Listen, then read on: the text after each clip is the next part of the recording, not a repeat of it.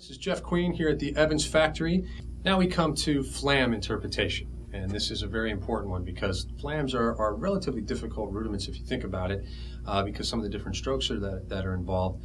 However, it's important to again know what it's like to play a really open flam, what it's like to play a very closed flam, or what I would call a popped flam, and then you can certainly take it to another extreme, which is the mouth. We'll touch on that very briefly.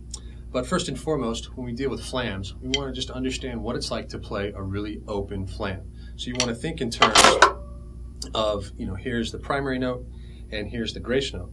So we're going to basically move those pretty far apart. So on the page, you want it to sort of look like that, so gaduk. And then we can move the grace note a little bit closer, and we get that chut sound that we look for in most drum lines. And then we can move it right on top, so you really actually hear a double stop.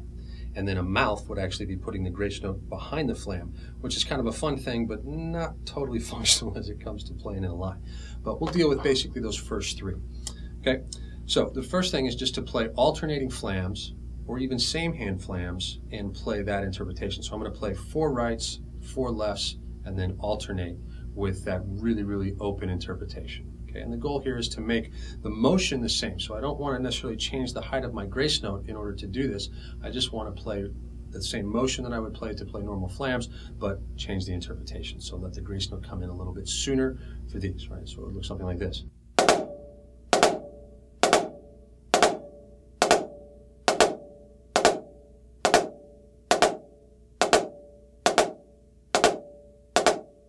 Okay, so you can see that the motion was relatively the same, the grace note stayed pretty low, and the interp was almost like 1, a 2, a 3. Okay, and that would be giving the feeling of really open flams. Now we'll take the same thing and play just sort of what I would call drum corps correct flams.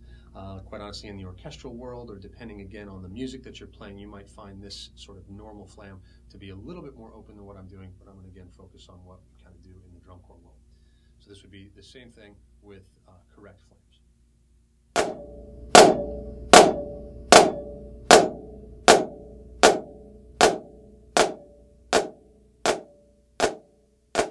There being to make those all the same of that interpretation. And then lastly, we want to do what we would call popped flams. Okay, so we would be trying to let the grace note and the primary note hit at exactly the same time.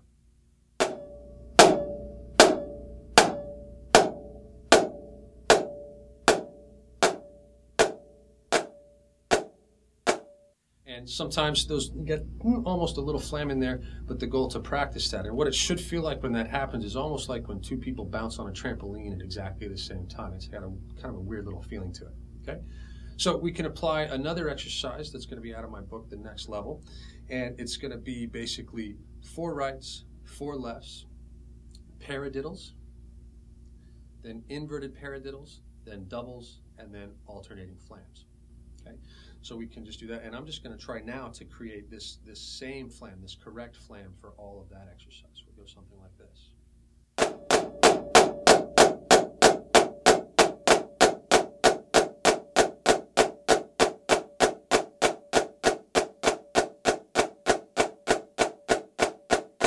And all the while, I'm trying to make the interpretation of that flam exactly the same. Now, certainly I could do that with any of those interpretations, right?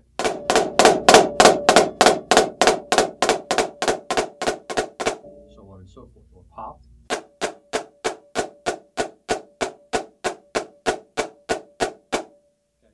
Now, there's a great ways to apply that to just alternating flams. Now, certainly you can do this with different flam rudiments as well. So one thing to try to tackle would be just to tackle, say, flam accents, flam taps, and inverted flam taps with those different interpretations. Okay. So I'm going to play a similar exercise as to what we did in the second installment with the diddles, but do this with flams. So it's going to be a triplet check, and then really open flams, then a triplet check again and correct, and then a triplet check and popped. And this is going to be dealing with flam accents. So it'll be something like this.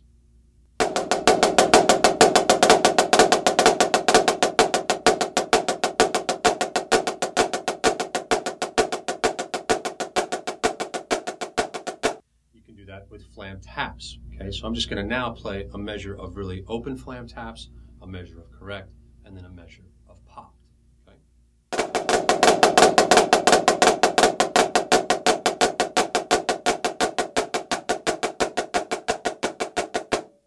And then the same thing with inverted flam taps.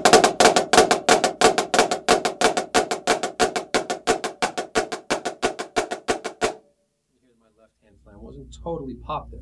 But it's a great way to practice, again, that interpretation of those. Okay? And if you can apply that concept to those three rudiments, then any of your other flam passages that you might be dealing with, you kind of got a really good start to adjust the interp of your flams to do exactly what you need to do.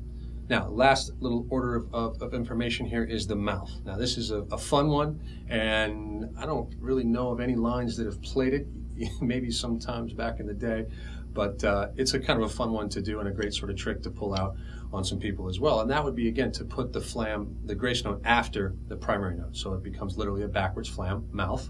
Okay, so flam accents that way. Can do really any rudiment that way. And it's more of a fun, tricky kind of thing that looks and sounds kind of weird than it is necessarily a really applicable skill, but certainly it does help you in where you want to place that grace note.